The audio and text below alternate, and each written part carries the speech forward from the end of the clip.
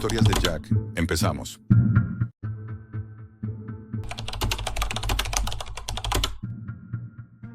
Si estás escuchando esto, es porque ya es tarde para mí. Solo espero que no hagas lo mismo que yo. Siempre he sido un curioso de la Deep Web. No un hacker, no un genio del código. Solo un tipo normal con demasiadas noches en vela y una extraña atracción por lo oscuro, por lo prohibido. Tengo 29 años y si algo puedes sacar de esta historia es que la curiosidad puede destruirte. Todo empezó hace unos meses. Una noche cualquiera. Me había quedado hasta tarde frente al ordenador, navegando por foros ocultos, esos donde las reglas de Internet se vuelven borrosas, donde no hay moderadores, donde nadie pregunta, ¿por qué quieres ver eso? Acabé en un hilo muy antiguo, enterrado en una red secundaria de acceso cifrado. El título, Galería C197, imágenes que desactivan la mente. Pensé que sería otra de esas leyendas urbanas digitales. He visto muchas, vídeos que matan, sonidos malditos, caras imposibles de olvidar, historias absurdas diseñadas para asustar a adolescentes aburridos. Pero algo en los comentarios me inquietó. No eran típicos. No había advertencias estilo «es falso» o «no lo veas». No había bromas. Eran frases rotas, incoherentes. Una lista de respuestas escritas por personas que si eran reales no estaban bien. Uno decía, los dientes, están en las paredes, no abras los ojos.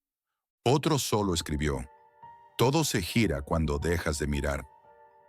Y había uno que simplemente ponía, 3, 2, 1, ya te está mirando. Ahí fue cuando decidí que tenía que entrar.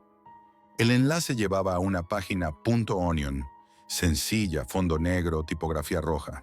Muy básica, casi cutre. En el centro un aviso. Advertencia, no continúes si no tienes una mente estable. No había publicidad, no pedía dinero. Solo un botón que decía aceptar. Hice clic. La pantalla se fundió a negro un segundo. Luego apareció la galería. Era todo muy minimalista, solo imágenes. No había menú, ni nombres, ni autores, solo una larga secuencia de fotos estáticas. O eso creí al principio. La primera era el retrato de una mujer, pero su rostro tenía algo extraño. No lo notabas al instante. Era como si estuviera ligeramente mal hecha. Los ojos estaban desalineados.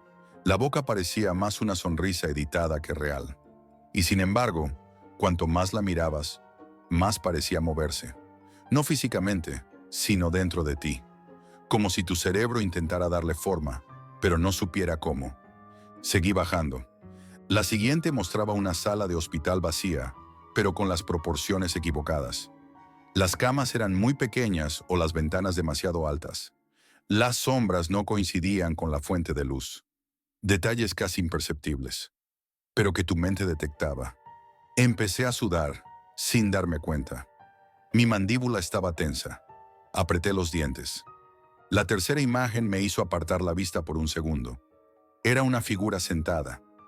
Parecía un hombre desnudo en una silla, con el rostro tapado por una tela gris.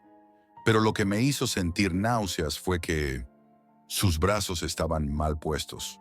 Uno nacía desde el pecho, otro parecía salir del costado, como si alguien hubiera montado un cuerpo humano sin saber cómo funciona. Entonces oí un ruido. Nada paranormal. No fue un grito ni una risa demoníaca. Fue mi propio estómago. Pero el susto que me dio fue tan brutal que cerré el navegador de golpe. Intenté calmarme. Me lavé la cara. Me repetí que eran solo imágenes creadas con IA, que todo era una manipulación visual para provocar incomodidad, como esas fotos liminales de pasillos vacíos. Me acosté, pero no dormí. Cada vez que cerraba los ojos, veía detalles. No imágenes enteras, sino fragmentos. Un ojo blanco, fijo. Una boca abierta más allá de lo natural. Manchas negras que se extendían como raíces por paredes invisibles. A las 4 de la madrugada me levanté. Fui al salón sin saber por qué. Estuve de pie varios minutos frente al monitor apagado, y juro que lo vi. Una silueta, reflejada en la pantalla, detrás de mí. Pero cuando me giré, no había nada. Pasé el día siguiente como un zombi. Fui al trabajo, sí, pero no estuve presente. Cada vez que alguien hablaba, su voz me parecía distorsionada. No podía mirarlos directamente a los ojos. Y a mediodía tuve una especie de episodio. Miré al espejo del baño y no reconocí mi cara durante unos segundos. Fue como ver un rostro ajeno con mis gestos. Esa noche volví a la página. No quería, lo juro, pero era como una picazón en el centro del cráneo. Como si mi cerebro necesitara seguir viendo, ver qué más había. Esta vez las imágenes eran distintas, más explícitas, más íntimas. Gente normal en situaciones cotidianas, pero con detalles imposibles. Una mujer planchando, pero el fondo de su cocina estaba torcido, como si fuera un decorado falso. Un anciano sonriendo frente al televisor, pero sus pupilas estaban invertidas. Y luego, una imagen que me heló el alma. Mi propio edificio, visto desde fuera, de noche. El mismo ángulo de mi ventana. Solo que en esa imagen, yo estaba mirando hacia afuera, desde dentro. Cerré todo de nuevo. Tuve una taquicardia. Vomité. Pasé los días siguientes obsesionado con revisar cámaras. Cualquier superficie reflectante me daba escalofríos. Cambié las contraseñas. Escaneé el ordenador por si era un malware o un troyano. Pero no encontré nada. Y entonces, una noche cualquiera, entré de nuevo. Ya no por morbo, ni siquiera por decisión. Era como una necesidad fisiológica. La web había cambiado ligeramente. Un nuevo botón. Nivel 2. Sincronización. El aviso era más claro esta vez. A partir de aquí, las imágenes no se eliminan de la mente. Este contenido ha provocado brotes psicóticos irreversibles. No continúes si has tenido síntomas previos. Yo hice clic. No era miedo lo que sentía, era algo peor. Era certeza, la certeza de que ya no había marcha atrás. Cuando entré en el nivel 2, supe que algo en mí cambió.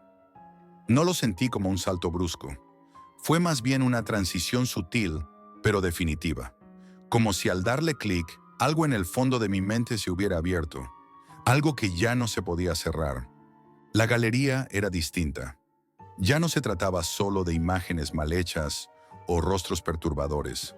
Ahora todo parecía más personal. La primera imagen era una habitación, pero no cualquiera. Era mi habitación, la lámpara torcida, el escritorio con la mancha de café. Todo. Y encima del escritorio, una foto enmarcada que no estaba allí en la vida real. La amplié. Era yo, con una sonrisa torcida, casi burlona, mirando a la cámara, pero no recordaba haberme hecho esa foto, ni ese gesto. Y lo peor, al fondo, en la pared detrás de mí, había un símbolo pintado, como un círculo con una línea que lo atravesaba. Desde entonces, empecé a ver ese símbolo en todas partes, en etiquetas de productos, en señales de tráfico, incluso en mi brazo un día que me rasqué con fuerza. Era como si las imágenes se hubieran inyectado dentro de mí. Intenté alejarme, cerré el navegador, desinstalé todo, incluso formateé el disco. Pero daba igual, las imágenes seguían ahí. Empecé a soñar con ellas, pero no como sueños normales. Eran como sesiones de observación. Estaba en una sala, viendo diapositivas una tras otra, sin poder cerrar los ojos. Algunas eran de mí mismo, otras de lugares que nunca había visitado pero reconocía. Y cada vez al despertar, tenía sangrados de nariz, mareos, alucinaciones auditivas. Escuchaba pasos en mi pasillo cuando estaba solo, y una voz que no hablaba, pero pensaba dentro de mi cabeza. Volví a los foros. Busqué desesperadamente a otros que hubieran entrado al nivel 2, y encontré un hilo oculto en un servidor abandonado. Era como un diario colectivo. Decenas de entradas de gente describiendo los mismos síntomas: despersonalización, crisis de identidad, pérdida de lenguaje, visión de símbolos y algo más, algo que yo aún no había vivido. Después del nivel 3, el rostro te deja de pertenecer. Una de las entradas más largas era de un tipo llamado NK. Decía que había accedido al último nivel, el nivel oculto, que solo se desbloquea cuando la galería te reconoce. Según él, las imágenes no eran arte, ni tortura psicológica. Eran pruebas de sincronización neuronal, herramientas para mapear cómo reacciona el cerebro humano a patrones ilógicos, como si alguien o algo intentara aprender a pensar como nosotros. Y lo peor, decía que cada persona veía una galería diferente, adaptada a su historial visual, emocional, incluso traumático. Una IA creada por alguna agencia o grupo sin control que recopilaba imágenes y las deformaba hasta encontrar un patrón capaz de descomponer la psique. Empecé a aislarme, dejé de ir al trabajo, cerré las cortinas, apagué el móvil. Pero la conexión con la galería no desaparecía. Incluso sin estar conectado a Internet, veía imágenes parpadeando en mi cabeza. A veces durante segundos, otras durante minutos. Una noche me desperté sudando. Tenía la boca seca y un pitido insoportable en los oídos. Me arrastré hasta el baño, me miré al espejo y no me reconocí. No fue solo la cara, era la mirada. No había nada detrás, como si alguien estuviera usando mi rostro como máscara. En un acto de desesperación, contacté con uno de los supervivientes del foro. Acordamos hablar por videollamada, aunque él solo accedió con la cámara apagada. Su voz era frágil, temblorosa. Me dijo, si estás viendo imágenes aunque no estés conectado, entonces ya estás dentro. Ellos ya te han mapeado. ¿Quiénes son ellos? No lo sabemos, solo que no son humanos, y que cada vez que miras, les enseñas cómo funciona tu mente. Tú no ves las imágenes, ellas te leen. ¿Cómo salgo de esto? Silencio. Y luego dijo algo que me hizo temblar. No se sale, Jack. Lo único que puedes hacer es dejar de mirar, para siempre. Esa fue la última vez que hablé con él. Su cuenta desapareció del foro pocos días después. Y yo empecé a grabarme. Cada día una grabación. Como este mensaje. Como un intento de recordarme quién soy. Porque ya hay días en los que no lo sé. Lo que vi en la última sesión me dejó marcado. Era una imagen en blanco y negro. Una habitación vacía, con una silla al centro. Sobre la silla un cuerpo desmembrado. Pero no había sangre. Era como si las partes estuvieran expuestas para análisis, como en una autopsia. Y en la pared, el mismo símbolo. Solo que esta vez estaba hecho con carne humana. Esa noche, mi reflejo me guiñó el ojo. Yo no lo hice. Hoy grabo esto porque ya no me fío de mi propia mente. Me observo a través de la webcam como si fuera otro. Como si alguien estuviera usándome como contenedor. Y la galería ya no necesita estar en línea. Está dentro de mí.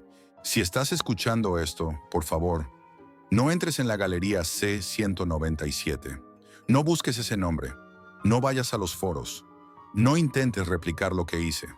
Porque estas imágenes no están diseñadas para entretener ni asustar. Están diseñadas para sustituirnos. Y si miras demasiado tiempo, ya no serás tú quien mire. Si has llegado hasta aquí, aún estás a tiempo. Dale like, suscríbete para más historias como esta y cuéntame en los comentarios.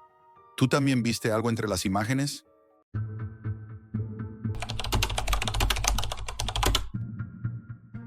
Hay cosas en Internet que nadie debería ver. Y yo, sin saberlo, abrí una puerta que jamás se puede cerrar. Todo comenzó una noche de lluvia, cuando el mundo parecía haberse detenido fuera de mi apartamento. La tormenta golpeaba con fuerza las ventanas y el sonido del viento llenaba la habitación. Yo estaba solo, sin planes ni ganas de nada, con la sensación habitual de aburrimiento aplastante que a veces me invade después de una semana agotadora. Encendí el ordenador sin mucho interés y comencé a navegar sin rumbo, como quien lanza una piedra al agua esperando alguna onda interesante. En un foro poco conocido, alguien mencionó la Deep Web. Decían que ahí se escondían mercados ilegales, sitios prohibidos, secretos que la mayoría nunca llegaría a ver. Durante años había escuchado historias y leyendas urbanas sobre lo que se podía encontrar en esas profundidades digitales, pero siempre lo había considerado exagerado, simple paranoia de internautas con demasiado tiempo libre. Pero esa noche algo cambió. Quizá fue la tormenta, la soledad o la simple curiosidad humana. Me pregunté qué habría si realmente me adentrara en ese lado oscuro. ¿Qué se escondería tras esa cortina invisible de la red? ¿Sería solo basura ilegal o algo más terrible? Así que me preparé. Descargué Tor, configuré todo para navegar anónimamente, tomando precauciones básicas, VPN, antivirus actualizado, no revelar ningún dato personal. Me sentí como un explorador entrando en territorio prohibido, consciente de que estaba cruzando una línea invisible. Al principio, la Deep Web me pareció un bazar caótico. Mercados de drogas sintéticas con nombres extraños, armas de todo tipo, documentos falsificados, identidades robadas. Nada que no pudiera esperar. Sin embargo, en medio de todo ese caos digital, algo llamó poderosamente mi atención. Un anuncio sin imágenes ni precios. Solo un texto breve y frío que decía, no es para cualquiera. Lo que verás aquí no es producto, sino verdad. Solo para los que buscan más allá. El mensaje me provocó una mezcla extraña de miedo y fascinación. ¿Qué podía ser tan secreto que ni siquiera se vendiera? No era el gancho típico para atraer compradores. Era una advertencia y una invitación al mismo tiempo. Mandé un mensaje de respuesta sin saber qué esperar. Para mi sorpresa, me enviaron un enlace cifrado. Lo abrí con cierta aprensión y me encontré con un catálogo perturbador, muy diferente a todo lo que había visto hasta entonces. No eran productos normales ni objetos comunes. Eran fragmentos, restos, pedazos de algo que nadie debería poseer ni ver. Había cajas virtuales llenas de piezas de aparatos electrónicos que parecían mutilados intencionadamente, órganos humanos conservados en líquidos extraños, piel humana preservada en frascos, todos etiquetados con fechas y nombres. Algunos de esos nombres coincidían con personas desaparecidas en mi ciudad en los últimos meses. Fue como si alguien hubiera puesto a la venta trozos de un horror que existía justo en mi entorno. Intenté apartar la mirada, pero algo me retenía. Justo cuando iba a cerrar la pestaña, apareció un vídeo. La calidad era baja, la imagen temblorosa, pero mostraba claramente a alguien encapuchado realizando experimentos con personas inconscientes. No había magia ni fantasmas, solo una crueldad humana que resultaba insoportable de contemplar. La cámara capturaba pruebas ilegales, torturas disfrazadas de ciencia, un silencio insoportable que hacía el dolor aún más aterrador. Mi respiración se aceleró y la piel se me puso de gallina. Mandé un mensaje preguntando qué era eso y la respuesta no tardó en llegar. Evidencias. Para los que quieren conocer la verdad. Esa palabra, verdad, retumbó en mi cabeza como una advertencia. ¿Qué clase de verdad podía ser peor que todo aquello? A partir de entonces, algo cambió en mi ordenador y en mí. Cada vez que intentaba cerrar la página, mi equipo se ralentizaba sin explicación. Los vídeos se cargaban solos, sin que yo tocara nada. El enlace parecía abrirse una y otra vez, como si la red me estuviera atrapando en un ciclo del que no podía salir. Mi mente comenzó a nublarse con preguntas sin respuesta. ¿Quiénes eran esas personas detrás de esos horrores? ¿Qué querían conmigo? ¿Por qué me habían dejado ver aquello, sabiendo que podía destruirme? Intenté desconectarme del mundo digital, pero la inquietud ya se había instalado en mi pecho. Esa misma noche, al apagar el ordenador y dar vueltas en la cama, tuve la sensación terrible de no estar solo. Sentí miradas invisibles clavadas en mí desde las sombras del apartamento. Intenté convencerme de que era paranoia, pero la idea de que me hubieran marcado, de que había cruzado una línea invisible, me oprimía. A la mañana siguiente, noté que el buzón tenía un paquete. No esperaba nada ni a nadie. Lo abrí con cuidado y encontré un pequeño frasco con una etiqueta escrita a mano. Para que no olvides. Dentro había un trozo pequeño, húmedo, que no quise examinar demasiado. Sabía que era carne humana. Era la confirmación de que el mundo oscuro que había descubierto no era solo digital ni lejano. Estaba cerca y estaba conmigo, A partir de ese momento, cada vez que encendía el ordenador, sentía que algo o alguien me vigilaba, me esperaba. La curiosidad se había convertido en un peso insoportable, y la puerta que abrí no parecía tener manera de cerrarse. Después de aquel paquete, la sensación de ser observado se volvió insoportable. No podía concentrarme, ni siquiera dormir. Mis noches se transformaron en un desfile interminable de sombras y ruidos mínimos, como si alguien acechara justo fuera del campo de visión, escondido, esperando el momento preciso para aparecer. Salía a la calle con la mirada alerta, sintiendo miradas que parecían perforarme la espalda. En el trabajo, notaba gestos furtivos de compañeros, susurros que se detenían al verme, llamadas anónimas con silencio y mensajes sin remitente con imágenes tomadas desde muy cerca de mi apartamento. Cada fotografía mostraba ángulos imposibles, como si alguien tuviera acceso total a mi vida. Intenté contarle a un amigo lo que estaba pasando, pero la incredulidad fue la respuesta. Me aconsejaron borrar todo y olvidarlo, pero yo sabía que no era tan sencillo. El enlace, el catálogo, el frasco, todo parecía haberse incrustado en mí, como una sombra que crece y no se va. Un día, al llegar a casa, noté la puerta ligeramente entreabierta. El corazón se me aceleró. No había señales de violencia, ni objetos fuera de lugar, pero la sensación era clara. Alguien había estado allí. Busqué pruebas, revisé cada rincón, pero todo parecía estar intacto. Sin embargo, algo nuevo apareció en mi buzón. Un sobre sin remitente, con fotos impresas en papel barato. En ellas, escenas de mis movimientos cotidianos, entradas y salidas de casa y una nota. Te estamos mirando, Jack. Sentí un frío que me paralizó por completo. Desde ese momento mi vida se convirtió en una carrera contra un enemigo invisible. Cada ruido, cada sombra, era una amenaza. Mi salud empezó a deteriorarse. Perdí peso y la ansiedad se apoderó de mí. En el trabajo el ordenador comenzó a comportarse de forma extraña. Se bloqueaba sin razón y en la pantalla aparecían mensajes en letras rojas que decían: "No saldrás de esto sin pagar el precio". Intenté explicar lo que me pasaba, pero nadie me creía. Me tomaban por un paranoico, un loco. Una noche, mientras revisaba mis correos, encontré uno nuevo en la bandeja de entrada anónima. Era un vídeo, sin título ni descripción. Al abrirlo, vi imágenes borrosas, pero suficientes para estremecerme. Gente desaparecida, en habitaciones oscuras, sometida a pruebas y vigilancia constante. Y al final, una frase que me heló la sangre: "Tú serás el siguiente". A partir de ese día, las amenazas se volvieron físicas. Empecé a notar marcas pequeñas en mis brazos, arañazos superficiales, pero que no recordaba haberme hecho.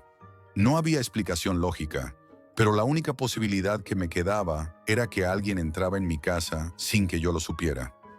Una noche, al despertar, vi una figura al pie de la cama. No podía moverme, ni gritar. La sombra se quedó allí, quieta, como observándome. Cuando encendí la luz, no había nadie, pero el terror había quedado grabado en mi mente. Las llamadas y mensajes no cesaban. Incluso encontré cámaras escondidas en objetos cotidianos, instaladas con una precisión escalofriante. Era un juego del gato y el ratón, donde yo era la presa. Mi mundo se desmoronaba, y lo peor era no saber quién o qué estaba detrás de todo. ¿Era la organización que vendía esos horrores en la Deep Web? ¿Algún experimento clandestino? ¿O algo peor? En un último intento de escapar, busqué ayuda en foros especializados y contacté con personas que conocían la Deep Web en profundidad. Pero no hubo respuestas claras, solo advertencias para que me apartara y olvidara todo.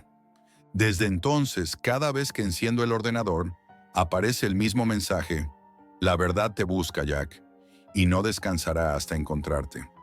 Sé que esta pesadilla no terminará pronto. Sé que hay secretos en la Deep Web que no están hechos para ser descubiertos. Y yo, con mi inocente curiosidad, me convertí en una pieza de ese mundo oscuro y aterrador. Si alguna vez sientes la tentación de buscar más allá, recuerda mi historia, porque algunas puertas no se cierran y algunas verdades simplemente matan.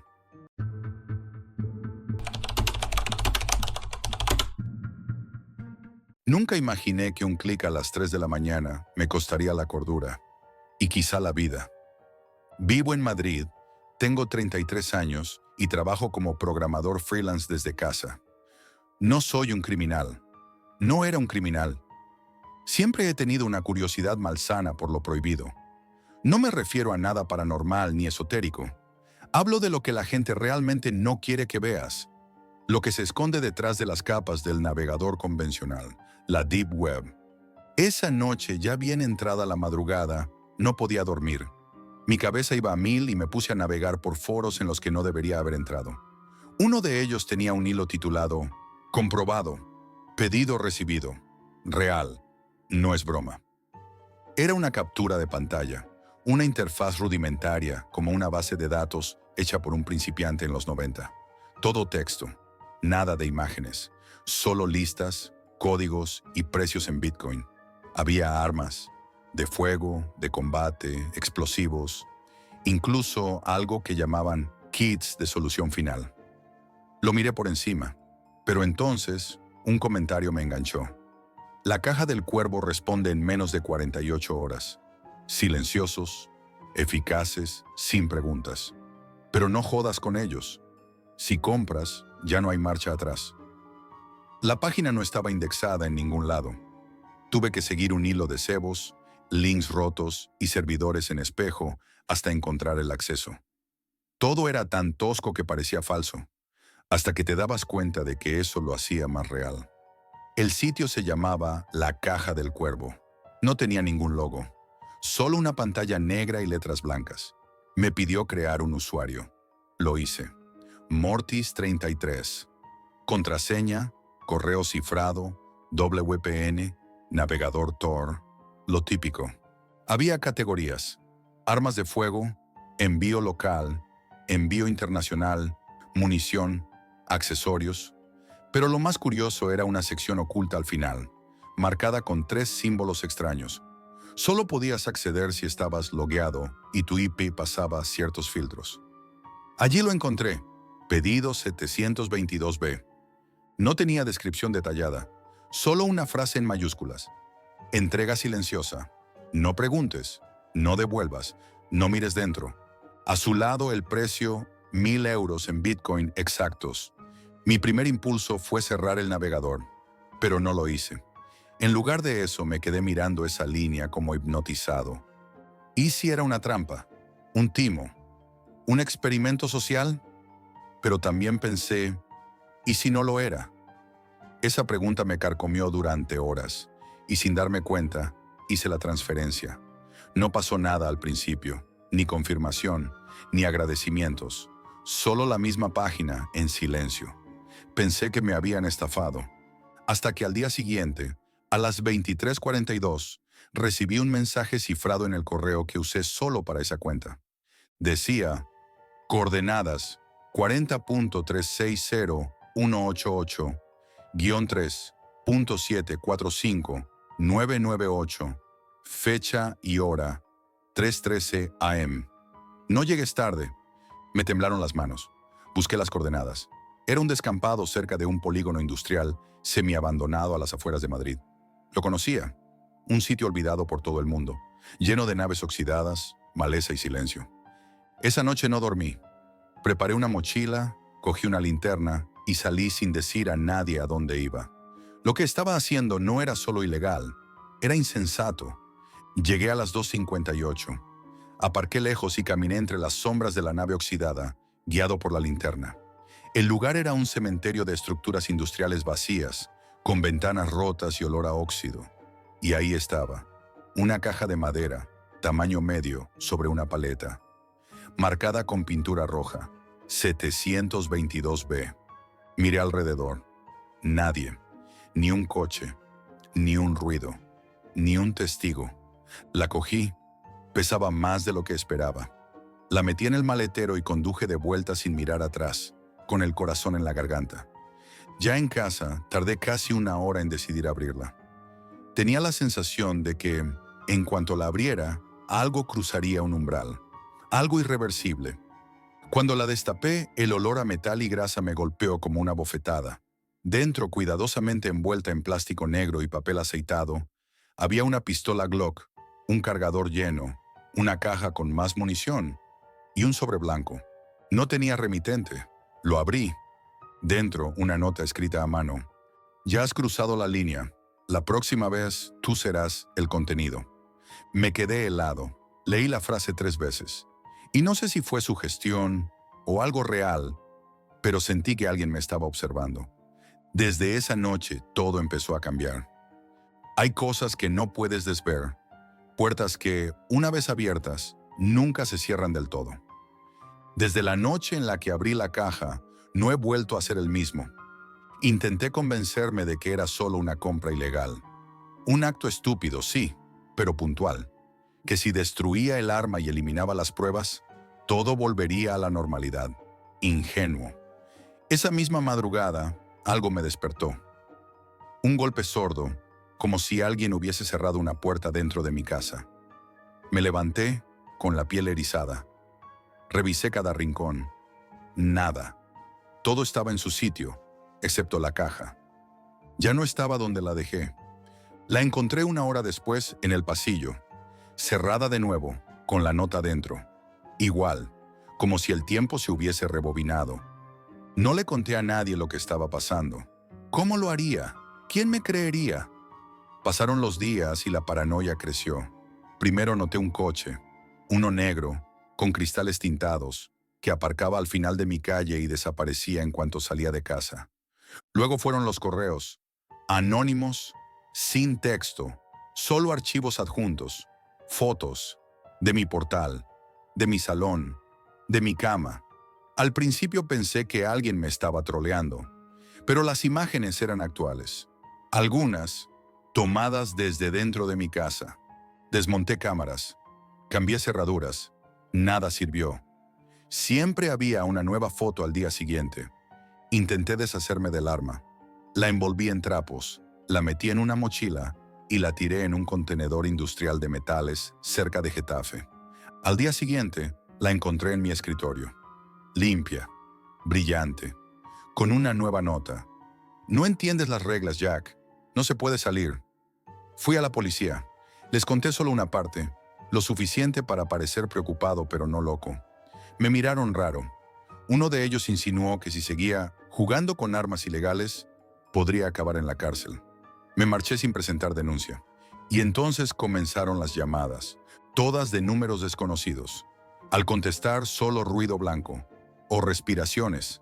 Pero una vez escuché una voz, baja, grave, susurrando.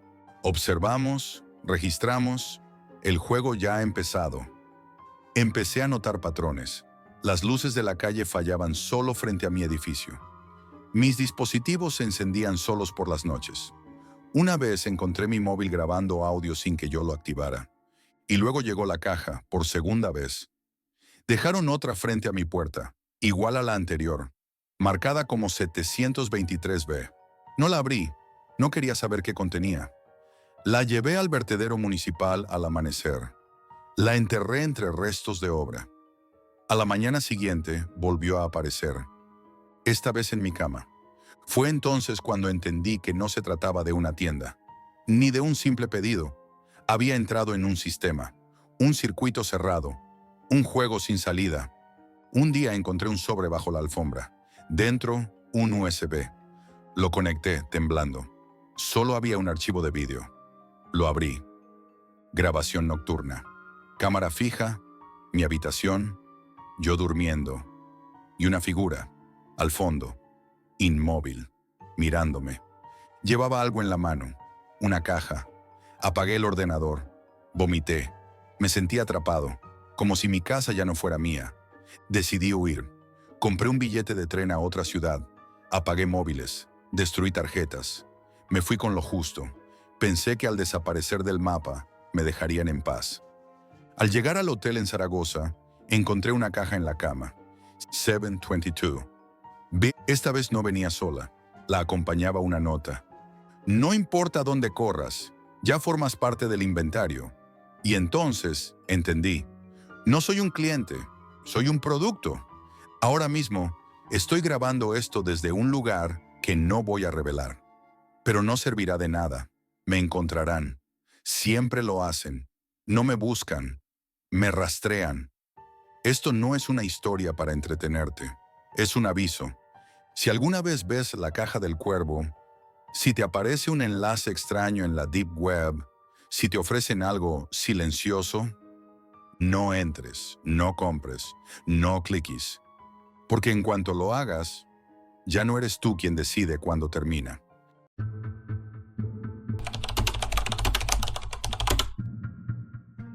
Nunca imaginas que algo tan intangible como una conexión a Internet pueda arrastrarte al abismo más oscuro, hasta que es demasiado tarde. Solo alguien con demasiada curiosidad y un poco de imprudencia. Y esa curiosidad me llevó a un mundo que nunca debí explorar, la Deep Web. Todo comenzó una noche cualquiera. No podía dormir y, como tantos otros, busqué entretenimiento en Internet. Pero estaba cansado de lo habitual, de las redes sociales, de vídeos virales y noticias vacías. Quería algo diferente, algo oscuro, algo prohibido. Entonces escuché hablar de la Deep Web, un lugar donde supuestamente se vende y se hace de todo sin control. No era tonto, sabía que podía ser peligroso, pero la tentación fue más fuerte. Descargué un navegador especial, configuré una VPN y me sumergí en esa red oculta. Un océano virtual donde nada es lo que parece. El primer sitio al que accedí era un foro. Discusiones anónimas, chats secretos, anuncios sobre drogas, armas, documentos falsificados. Todo oscuro y a la vez excitante. Me quedé fascinado. No podía creer que todo aquello existiera a un clic de distancia. Pero fue entonces cuando apareció él, el corredor. No fue un usuario común. No saludó ni preguntó quién era. Simplemente me envió un mensaje privado que decía: «Puedo mostrarte un lugar donde los límites desaparecen. ¿Quieres entrar?». Me intrigó. Respondí. Su mensaje siguiente fue claro y frío. Hay un mercado más profundo, más oculto, donde las reglas no existen. Pero primero, necesito una prueba. Un pequeño depósito. Nada para llamar la atención. Lo pensé durante horas. Era absurdo y peligroso. Pero la curiosidad me ganó. Transferí una pequeña cantidad en criptomonedas, sin imaginar que eso sería la llave que abriría una puerta hacia un infierno sin salida. Cuando recibí el enlace para entrar, el ambiente cambió por completo. Era una plataforma oscura, sin adornos, sin explicaciones. Todo estaba organizado en categorías, pero con un matiz siniestro. Drogas de diseño, armas automáticas, datos robados. Y luego, una sección que heló mi sangre. Secuestros y servicios humanos. Leí y releí los anuncios. No podía creer lo que veía. Había gente ofreciendo secuestrar personas, desapariciones definitivas, protección para clientes muy especiales. Algunos vendían nombres y direcciones, otros información privada robada que usaban para chantajes. Me sentí atrapado, paralizado. Quise salir, cerrar la pestaña, apagar el ordenador. Pero entonces recibí otro mensaje de El Corredor. «Ya estás aquí, Jack. Ya has visto demasiado. No hay vuelta atrás». Mi corazón empezó a latir más rápido. No pasó mucho tiempo antes de que las cosas se pusieran aún peor. Recibí un vídeo. Era corto y borroso, pero no hacía falta mucho para saber qué mostraba. Mi habitación, mi ventana, la luz encendida a las 3 de la madrugada. Me estaban vigilando. Y no era alguien cualquiera. El pánico se instaló en mí. Mi cuenta en la plataforma fue bloqueada. Mi ordenador empezó a actuar de forma extraña. Programas se abrían solos, ventanas emergentes con símbolos extraños, sonidos leves como susurros o pasos. Intenté apagarlo y desconectarme, pero no servía. Las amenazas comenzaron a llegar. Mensajes sin remitente, mensajes que sabían dónde estaba, qué hacía, a quién veía. Me di cuenta de que no era solo un problema virtual. Había alguien o algo controlando mi vida real. Por las calles sentía que me seguían. Vi coches que daban vueltas a mi alrededor varias veces. Sombras que se desvanecían cuando las miraba de frente. Personas en cafés o parques que me miraban fijamente y luego se levantaban y se iban sin razón.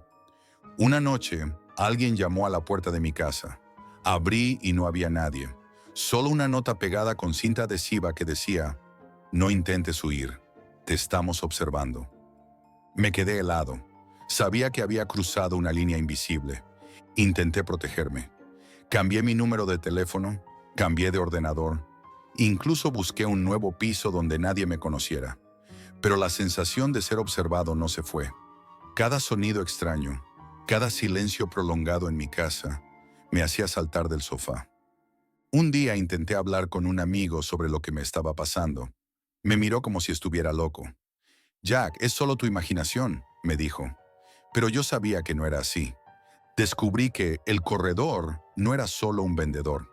Era parte de una red criminal que se dedicaba a algo mucho peor que vender productos ilegales.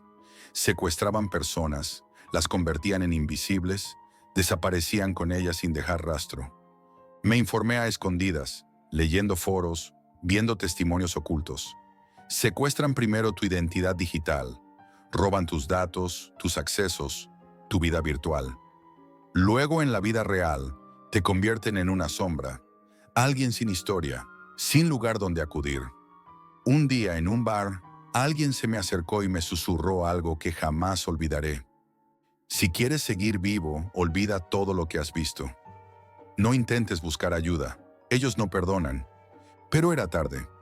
A partir de ahí, la paranoia fue mi compañera constante.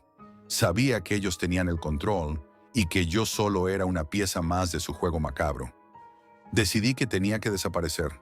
Cambié de casa, de teléfono, incluso de ordenador, pero todo fue en vano. Sentía que la red invisible que me había atrapado seguía apretando. Cada vez que salía a la calle, la sensación era la misma. Alguien me observaba, me seguía. Los coches que me rondaban no eran casuales. Las sombras que percibía a lo lejos desaparecían cuando intentaba fijarlas con la mirada. Una noche, al volver a casa, noté un coche parado frente a mi portal. La matrícula estaba borrosa, sin sentido, como si hubieran tratado de eliminarla. Mis manos temblaban, pero intenté mantener la calma y entré rápido en el edificio. Cuando cerré la puerta, sentí que todo mi cuerpo se tensaba. Estaba atrapado. Al día siguiente, recibí un correo sin remitente. Contenía un vídeo. Era mi casa, grabada desde la calle, con una cámara oculta que alguien había colocado cerca. Podía ver la puerta, la ventana del salón y yo mismo entrando. En la pantalla, un mensaje escrito: «No intentes escapar. Sabemos quién eres y dónde estás». La amenaza ya no era virtual, era real y palpable. Intenté pedir ayuda, pero cuando hablé con la policía, solo recibí indiferencia. Para ellos era imposible rastrear a alguien que se había perdido en la red. Me dijeron que, si quería, podía intentar reforzar mi seguridad, pero nada más. Me sentí completamente solo, como si el mundo se hubiera cerrado sobre mí. Empecé a investigar por mi cuenta, sin dormir apenas, navegando en foros y en lugares ocultos, intentando entender qué era esa organización detrás de El Corredor. Lo que descubrí fue mucho peor de lo que imaginaba. No solo se dedicaban a vender productos ilegales, sino que secuestraban a personas por encargo, desapareciéndolas sin dejar rastro. Pero lo más inquietante es cómo lo hacían. Primero robaban tu identidad digital, tus datos personales, tus cuentas, tu huella en Internet, y con eso te convertían en un fantasma, invisible para cualquier base de datos oficial, para la policía, para tus propios amigos y familia.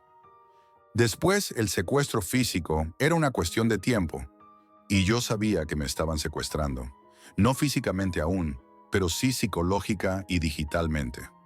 La paranoia se convirtió en mi sombra más fiel. Cada mensaje, cada sonido, cada silencio eran señales de que ellos estaban cerca.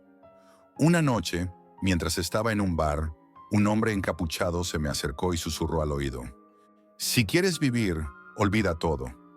Esta gente no tiene límites y no perdonan». Traté de hacer caso, pero al día siguiente encontré una nota pegada en la puerta de mi casa nueva: «Nos has desobedecido. Estamos más cerca de lo que imaginas». Fue entonces cuando la realidad se volvió insoportable. Mi mundo se redujo a huir. esconderme, cambiar de lugar, pero la red me atrapaba más y más fuerte. Sabía que el secuestro verdadero no era solo físico, sino mental. Habían robado mi tranquilidad, mi confianza, mi identidad. Cada vez que creía estar seguro, un nuevo mensaje, una nueva amenaza, me recordaba que yo era solo un peón. Una madrugada, cuando pensaba que todo había terminado, noté una presencia dentro de mi habitación. No vi nada, pero mi móvil vibró con un mensaje. Has sido secuestrado. Bienvenido a nuestro mundo. En ese instante comprendí que ya no había escapatoria, que el secuestro digital había completado su ciclo. Ahora escribo estas líneas con las pocas fuerzas que me quedan. Quiero que mi historia sirva de advertencia. La Deep Web no es solo un lugar donde desaparecen productos. Desaparecen personas y a veces desapareces tú.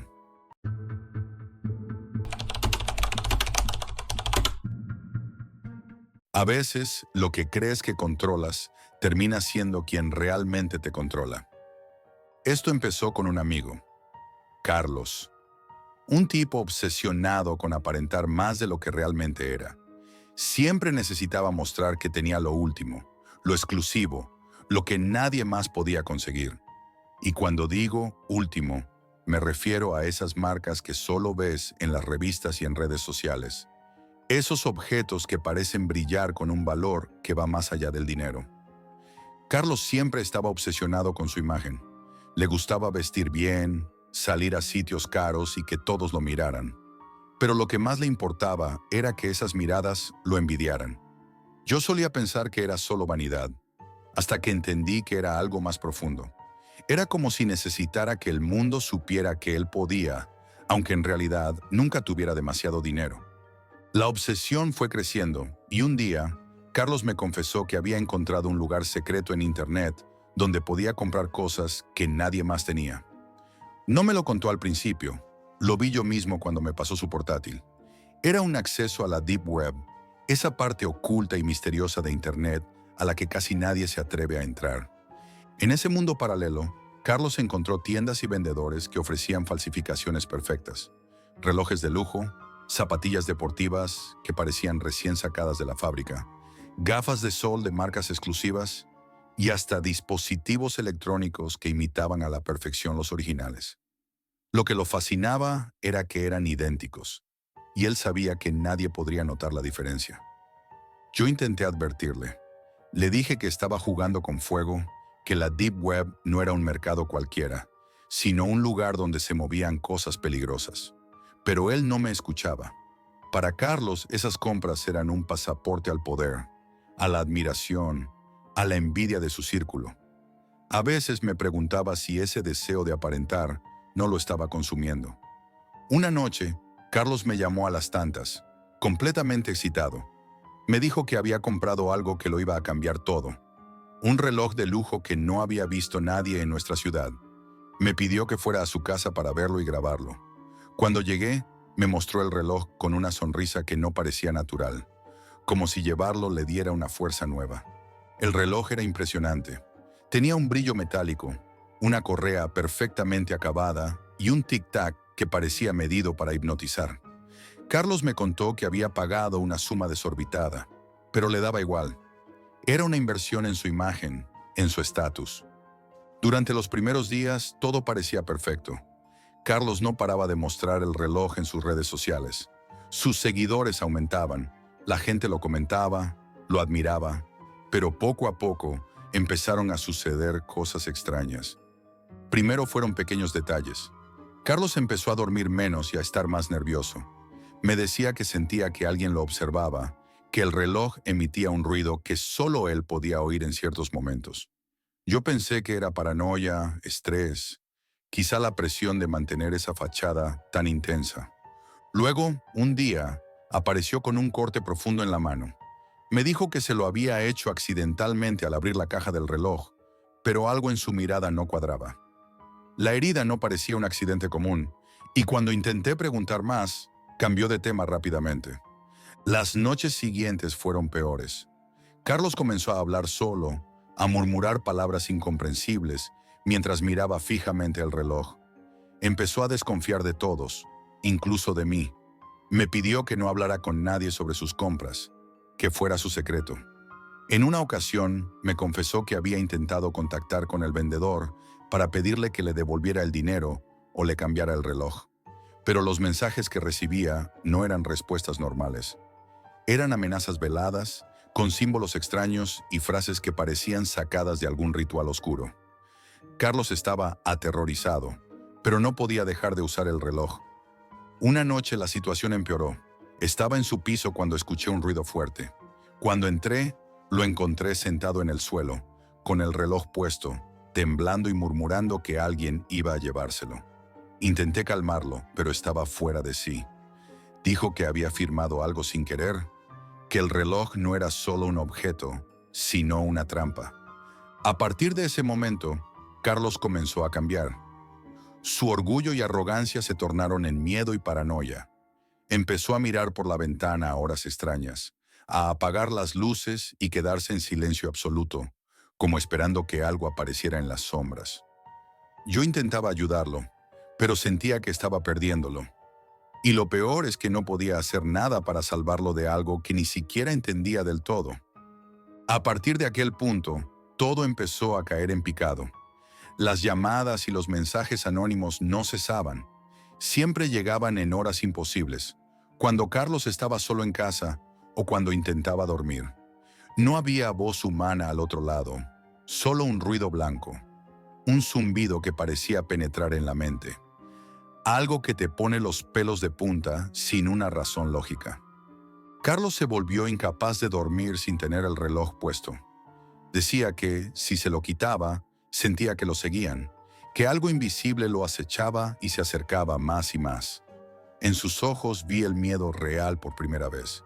Un miedo que no era normal, que no tenía explicación racional. Se transformó por completo.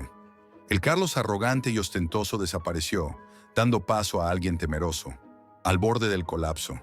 Me pidió que estuviera atento, que vigilara sus mensajes y llamadas.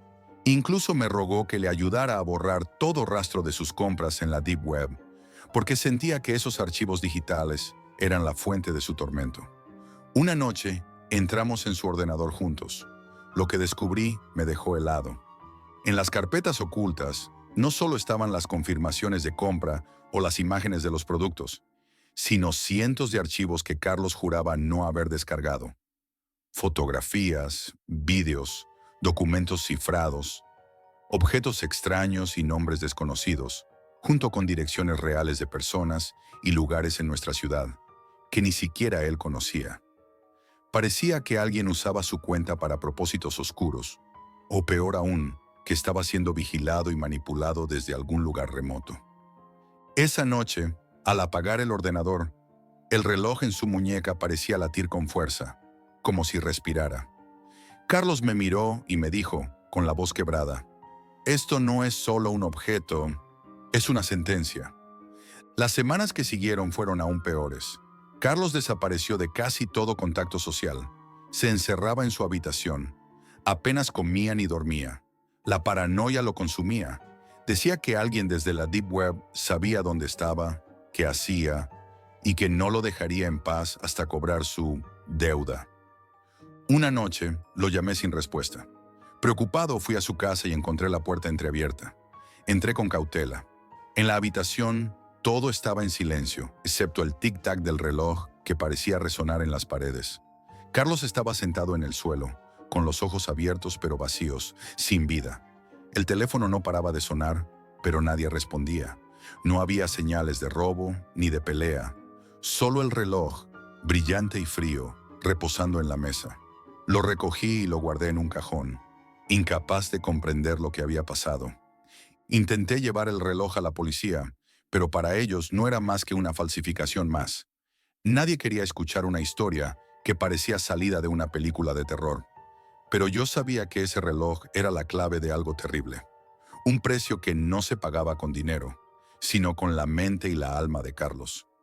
Con el tiempo la historia se volvió un rumor en nuestro círculo, una advertencia silenciosa. Nadie quería mencionar la Deep Web cerca de mí, pero yo no podía dejar de pensar en Carlos, en cómo un deseo por aparentar y un objeto falso podían destruir a una persona. Desde entonces, cada vez que alguien habla de la Deep Web o de compras exclusivas, siento un frío en el estómago. Porque la Deep Web no es solo un lugar de comercio ilegal. Es un laberinto oscuro donde la mentira cobra vida y te persigue, donde el precio de la falsedad es mucho más alto de lo que imaginamos. Y yo, Jack, quedé con esta historia y con el recuerdo de un amigo que quiso comprar poder y acabó pagando con su propia libertad. ¿Quieres saber qué pasó con ese reloj? Nunca apareció, pero a veces, cuando menos lo esperas, escucho un tic-tac extraño en la oscuridad, un susurro que me recuerda que algunas cosas, aunque falsas, tienen un precio real y mortal.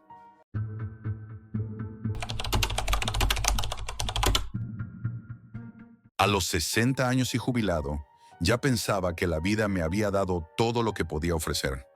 El trabajo, la familia, la estabilidad. Había vivido lo suficiente para saber que las sorpresas no eran más que recuerdos de una juventud olvidada. Pero estaba equivocado. Nadie, ni siquiera un hombre de mi edad, está libre de las sombras que acechan en la oscuridad. Lo descubrí de la manera más cruel posible. Mi hijo Daniel siempre fue un niño prodigio. Desde pequeño, era el tipo de niño que destacaba sin esfuerzo. Recuerdo cómo, a los 8 años, ya resolvía problemas de álgebra que me dejaban boquiabierto. Era brillante, un verdadero genio.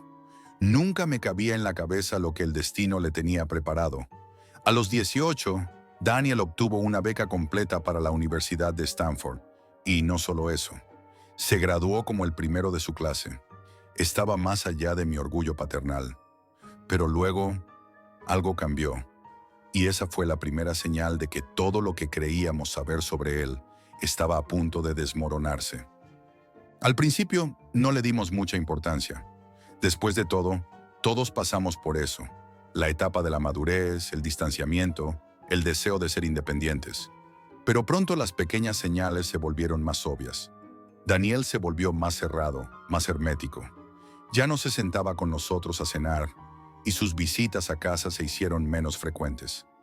Al principio, creí que era solo parte del proceso de crecimiento, pero con el tiempo empecé a sentir que algo no estaba bien.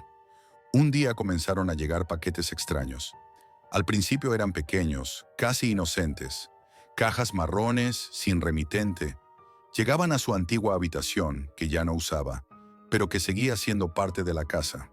Daniel siempre venía a recogerlas rápidamente, sin hablar demasiado, como si quisiera evitar cualquier contacto. Lo noté, claro, pero no lo mencioné. Quizás pensaba que eran cosas del trabajo, como me dijo, o quizás me estaba mintiendo. La gota que colmó el vaso llegó un año después, cuando recibí una llamada del FBI. Un investigador, con tono grave, me preguntó si sabía dónde estaba mi hijo. ¿Qué ha hecho?, pregunté, mi voz temblando de miedo y desconcierto. El agente me explicó que lo estaban investigando por actividades ilegales en la Deep Web. Estaba involucrado en algo mucho más oscuro de lo que podía imaginar. La conversación fue breve, pero el mal presentimiento se instaló en mi estómago, como un peso imposible de soltar. Ellos me dejaron un número para llamar en caso de que tuviera más información, pero el tiempo pasó y Daniel seguía sin aparecer. Fue entonces cuando la oscuridad comenzó a devorarme. Mi vida, que había sido tan tranquila y controlada, se convirtió en un caos. No soy un experto en tecnología, pero me defendía lo suficiente con una computadora. Así que decidí investigar. Cuando entré en su vieja habitación, algo dentro de mí me decía que debía hacerlo. En su escritorio encontré la laptop que había dejado atrás, cubierta de polvo. La encendí con rapidez, con la esperanza de encontrar algo. Cualquier cosa que me ayudara a entender qué demonios había sucedido con mi hijo. Tenía la contraseña. Siempre usaba la misma, el cumpleaños de su madre. La pantalla se iluminó, y lo que vi no era nada de lo que había imaginado.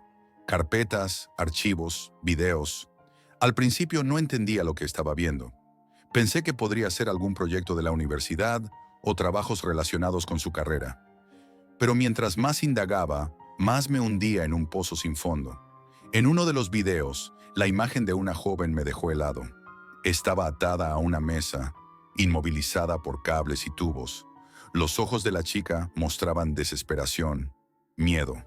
Sus gritos, ahogados por una mordaza, me perforaban el alma. Y lo peor, la voz de Daniel. Le estaba inyectando algo, explicando el procedimiento como si estuviera describiendo una receta de cocina. Quise detener el video, pero mi cuerpo estaba paralizado. El horror me envolvía y no podía apartar la mirada. Vi más, mucho más. Cada archivo que abría confirmaba lo peor. Daniel no solo estaba involucrado en la Deep Web, sino que había cruzado líneas que ningún ser humano debería atravesar. Estaba experimentando con drogas y sustancias que alteraban la mente humana, con el objetivo de empujar los límites de la psique hasta lo impensable. Había personas, víctimas, a las que había llamado sujetos. Lo que había comenzado como algo aislado se había convertido en una serie de experimentos de tortura física y mental. Cuando vi todo esto, algo dentro de mí se rompió. Mi hijo, mi Daniel, ya no era la persona que conocía. Era un monstruo, un ser que había abandonado toda moralidad en busca de algo más grande, algo que yo no podía entender. Tenía que detenerlo. Sabía que debía enfrentarlo, y lo haría solo. No confiaba en el FBI. No sabía si me creerían o si acabarían viéndome como un cómplice. Así que rastreé sus pasos. No fue fácil, pero con el tiempo conseguí encontrar a un viejo amigo suyo, un tipo que le debía un favor. Después de algo de presión, me dio una dirección. Un almacén abandonado en las afueras de la ciudad. Un lugar de pesadilla, rodeado de ruinas. El aire estaba impregnado con el hedor de la descomposición. No lo pensé dos veces. Fui allí. Lo que encontré fue peor de lo que había imaginado. El almacén estaba lleno de equipos de laboratorio improvisados, mesas de operaciones cubiertas de manchas de sangre, jaulas. Mis piernas temblaban mientras avanzaba, pero algo me impulsaba a seguir adelante. Y lo encontré. Daniel estaba allí, en medio del caos, trabajando en lo que ahora comprendía era su laboratorio. Sus ojos no mostraban el mínimo remordimiento. No era el hijo que conocí. Era una versión retorcida, más allá de la razón. Me enfrenté a él, pero no conseguí obtener respuestas. Solo oía su frialdad, su desdén. Sabía que tenía que detenerlo de alguna forma. Fue entonces cuando encontré a la chica, encadenada en una habitación. Estaba destrozada, mentalmente quebrada, incapaz de entender siquiera lo que había sucedido. Llamé a la policía y pronto el lugar se llenó de agentes federales. Ellos se llevaron a la chica, pero algo en la mirada de la agente Rodríguez me decía que no todo estaba claro.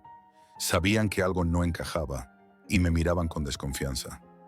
Los días se convirtieron en semanas y la búsqueda de Daniel intensificó, pero el rastro de mi hijo era como el aire, invisible y elusivo. No podía quedarme de brazos cruzados. Cada noche revisaba los archivos que había copiado de la laptop, buscando algo, cualquier pista que me ayudara a entender lo que le había sucedido, por qué había hecho lo que hizo. Un correo electrónico me reveló algo que no podía ignorar. El nombre de un hombre, el Dr. Gutiérrez. Era el cerebro detrás de los experimentos. Lo que me asustó aún más fue la naturaleza del intercambio. El Dr. Gutiérrez no solo lo había empujado a hacer cosas inhumanas, sino que estaba buscando algo mucho más grande, algo que cambiaría el mundo, y estaba decidido a llevar a Daniel por ese camino. La búsqueda me llevó a un bar alejado de la ciudad, donde me encontré con Gabriel, un hombre rudo que había sido amigo de Daniel. Gabriel me dijo que Daniel había hablado de un proyecto grande, algo que ni siquiera él entendía por completo. El doctor Gutiérrez estaba detrás de todo, y parecía que Daniel estaba dispuesto a ir tan lejos como fuera necesario. Gabriel me dio una pista, un viejo laboratorio en el desierto, un sitio aislado y apartado, perfecto para lo que estaban haciendo. El desierto, aislado, sin testigos. Fue allí donde mi hijo estaba continuando sus experimentos, y donde decidí que todo terminaría. Cuando llegué al laboratorio, ya sabía lo que tenía que hacer. Encontré a Daniel y al doctor Gutiérrez discutiendo sobre su próximo avance. Su indiferencia era aterradora. Fue entonces cuando grité su nombre. ¡Daniel! Y su rostro, por un breve segundo, mostró sorpresa. Pero cuando me vi a mí mismo, Vi en sus ojos lo que nunca pensé que vería, la duda. La duda de un hombre que aún luchaba por saber quién era. Pero fue solo un instante. El doctor Gutiérrez me atacó primero. El forcejeo fue brutal, pero mi mente no tenía espacio para el miedo. Era mi hijo, mi Daniel, el que debía salvarse. Con un esfuerzo final, logré obtener mi arma y disparé. La bala lo derribó. Y cuando todo quedó en silencio, solo quedaba una pregunta. ¿A quién había matado realmente? ¿A mi hijo o a la monstruosidad que había tomado su lugar? Esto es todo por hoy, amigos, y recuerden, la realidad siempre supera a la ficción.